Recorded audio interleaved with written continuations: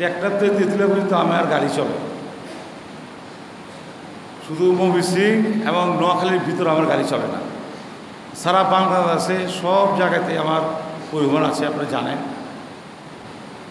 এই গাড়ির রং বা গাড়ির ডিজাইন সেটা আমার মতামত হয় না, এটা আমি সবসময় চিন্তা করি। এবং গাড়ির সিট যে আছে এটা আমি চিন্তা করি সবসময় যাত্রীদের মতামতে, যাত্রী দর্শক কি বলে কি চায় সেই মতামতের পরিপ্রেক্ষিতে আমার গাড়ির সিট রং স্ট্রাকচার আমি তৈরি করি। এখানে আসে দেখলাম এত বড় একটা মসজিদ, এই মসজিদে কোনো এসি নাই। আর মাইকের অবস্থা, মানে মাইকটা যে উনি বয়ান করতেছে হুজুরে, আমি ঠিক মতো শুনতে পারলাম না, আপনারা শুনতে জানি না, বা আমার কানের কোনো সমস্যা আছে কিনা আমি জানি না। আমি দুইটা জিনিসের জন্য আপনাদের কাছে অনুরোধ করব। আমি যে এখানে থাকি, আমার ফ্ল্যাটের বাড়ি, আমি মনে হয় 6 লক্ষ না 7 লক্ষ টাকার একটা বাইক লাগাইছি। কথা এত সুন্দর, এত পরিষ্কার হয়, বয়ান এত সুন্দরভাবে হয়, মানে মন ভরে যায়। আর আমাদের যে ভাই এত সুন্দর বক্তব্য রাখলো, আমি কিছু শুনতে পারি, কিছু শুনতে পারি না।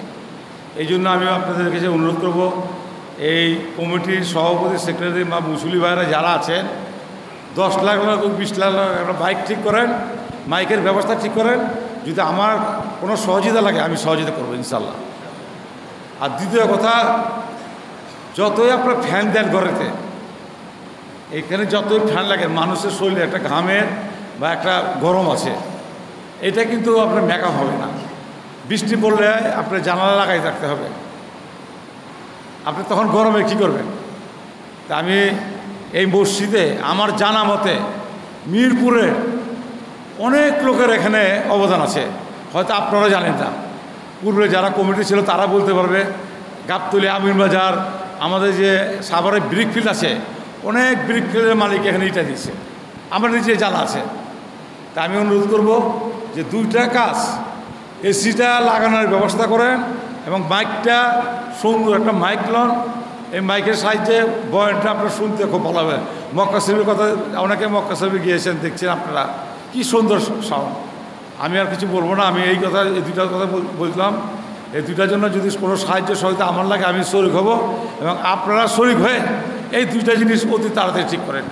কারণ এখানে সেক্রেটারি, সভাপতি, তাদের সুবিধা মতো কাজ হবে না, কাজ হবে মুসল্লিদের কোনটা ভালো, মুসল্লিরা কী চায় তাদের মতামত নেবেন, তাদের মতামতের ভিত্তিতে কাজ করবেন।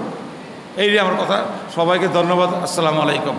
আর একটা কথা বলবো, সবাই হানিফ 21 আগস্ট গ্রেনেড হামলার মামলায়, মিথ্যা মামলা লইয়া 3য় চার্জশিটে আজকে 15 বছর যাব দেশের বাইরে, 15 বছর যাব দেশের বাইরে।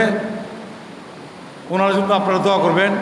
জানি না উনি আদৌ আসতে পারবে কি না, মামলার যে জটিলতা, আপনাদের দোয়ার মাধ্যমে, আপনাদের দোয়া এবং সাহায্য সহযোগিতার মাধ্যমে যেন দেশে ফিরে আসতে পারে।